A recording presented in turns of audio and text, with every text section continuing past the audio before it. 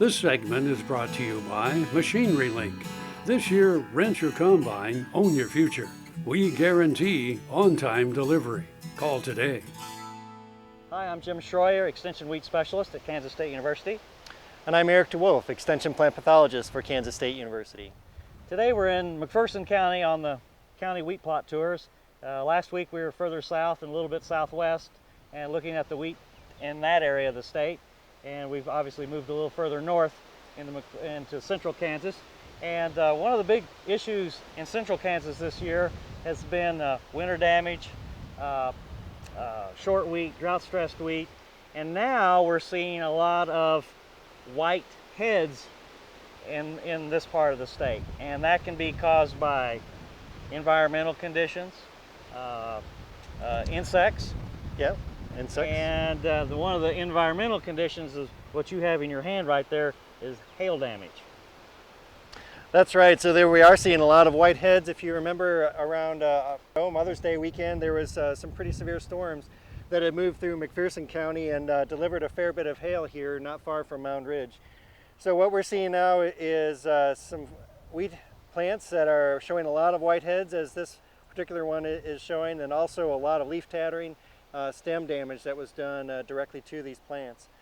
So part of the characteristic symptoms would be that we might be able to separate it from insect damage is we can go out and tug on those heads, and if it was insect damage, particularly wheat stem maggot, we might be able to pull that white head completely out of the stem and observe at the base of the stem an area that had been chewed by the insect.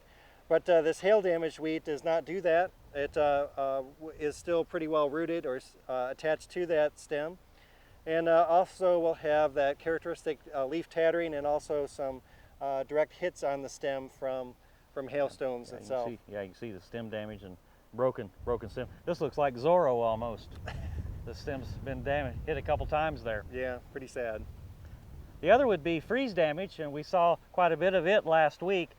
Single plants here and there, and to certain areas further down along the border, quite a bit of freeze damage along with the drought stress. But freeze damage can be mistaken for hail damage a lot of times. A lot of times the head will, parts of the head will be white, and then the bottom part will be green, and the part that was just sticking out of the boot stage, out of the flag leaf here, when it froze, will be damaged. But back in 1981, the Mother's Day freeze back in 1981, whole heads were damaged, whole fields were wiped out. But in this particular case, we've got some pretty serious hail damage in this Mound Ridge area. I think so, and I guess another factor that was also playing into this whole area as well was just early season drought, it seemed like as well, and maybe even preceding that was just problems with winter survival. That's right. We had a lot of, well, last year in this area we had some pretty good rains in July and August, and then just kind of turned off hot and dry, or dry, and people worked the ground maybe one extra time. If they disked the ground, that ended up being a little fluffy, and if there was some residue there, it just never packed down. And I've noticed some farmers have said if they filled, cultivated, and avoided the disc, it worked a heck of a lot better, and they didn't have nearly as much winter damage. But what happens is that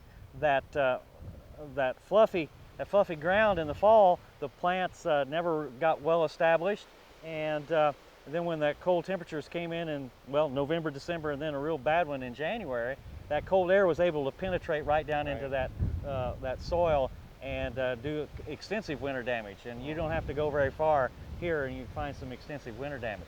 Yeah, that's right. I think there's been thin stands, and then the following drought and the following months continue to put pressure on the plants, and those remaining plants really had a hard time stooling out or tillering out and filling in any gaps that were left by the winter-killed plants.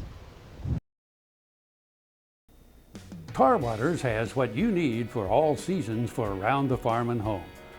Working, hunting, growing, feeding, snow removal, even fun for the kids.